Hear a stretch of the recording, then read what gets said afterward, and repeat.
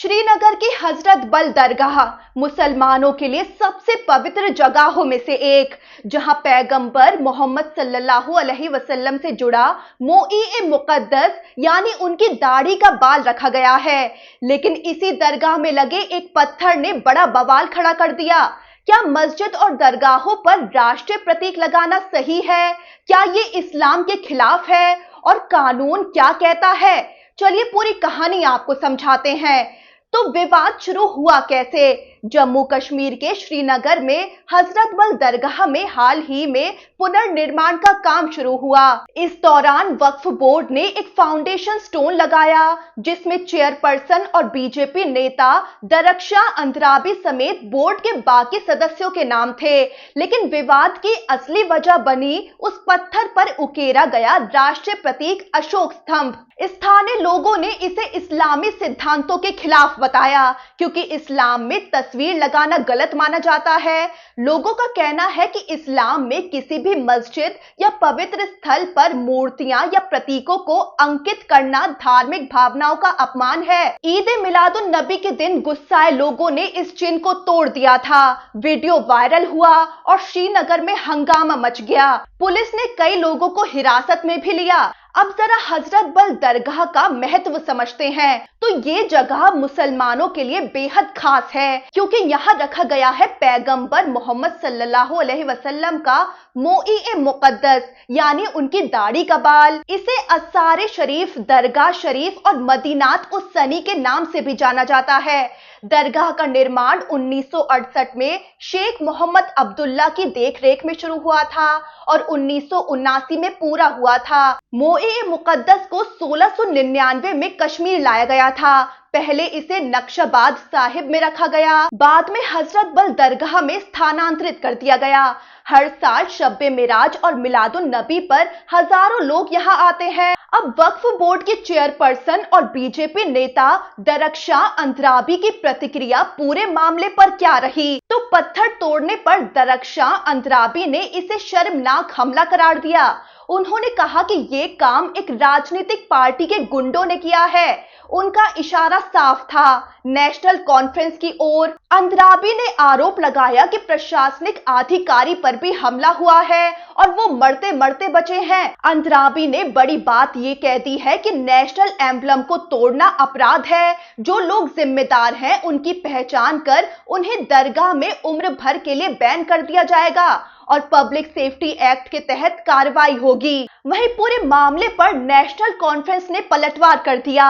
NC के नेता और मुख्यमंत्री उमर अब्दुल्ला ने सवाल उठाया कि क्या इस पत्थर पर एम्बलम लगाना जरूरी था।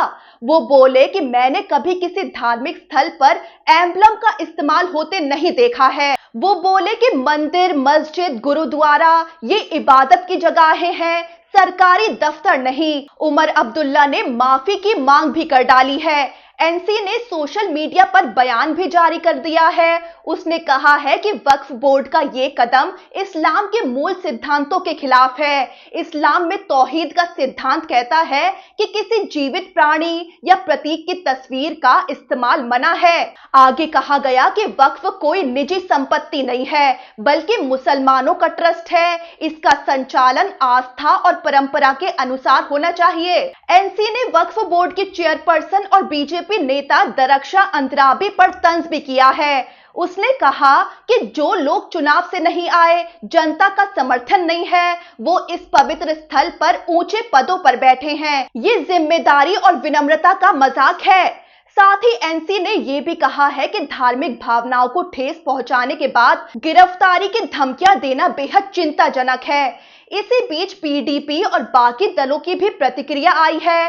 पीडीपी प्रमुख महबूबा मुफ्ती ने वक्फ बोर्ड को जिम्मेदार ठहराते हुए कहा कि ये दरगाह पैगंबर मोहम्मद सल्लल्लाहु अलैहि वसल्लम से जुड़ी है। यहाँ किसी भी बेदबी को सहन नहीं किया जाएगा।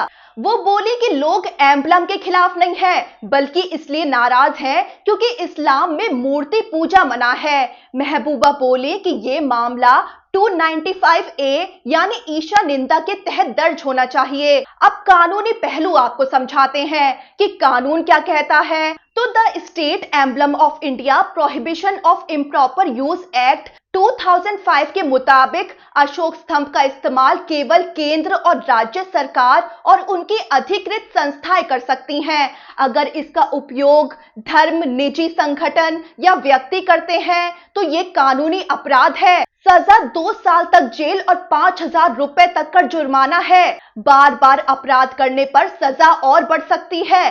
वहीं नाम और प्रतीक अधिनियम 1950 के मुताबिक पहले केवल 500 रुपए जुर्माना था, बाद में इसे बढ़ाकर 1 लाख रुपए और बार बार अपराध पर 5 लाख रुपए और 6 महीने जेल का प्रस्ताव रखा गया। इसी के साथ राष्ट्रीय ध्वज संहिता, इसके मुताबिक ध्वज धार्मिक स्थलों पर नहीं लगाया जा सकता। वहीं अपमान करने पर 3 साल तक कैद हो सकती है। संविधान के अनुच्छेद 25 से 28 धर्म की स्वतंत्रता देता है, लेकिन राज्य को धर्मनिरपेक्ष रहने का दायित्व भी सौंपता है।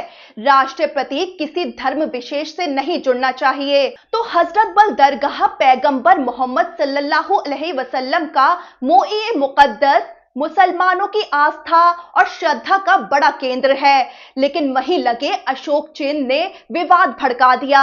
अब बड़ा सवाल कि क्या आस्था की जगहों पर राष्ट्रीय प्रतीक लगाना चाहिए? तो कानून भी साफ कहता है कि नहीं। तो आखिर दरगाह पर अशोक चिन्ह क्यों लगाया गया? इसके पीछे राजनीति छिपी है या कुछ और?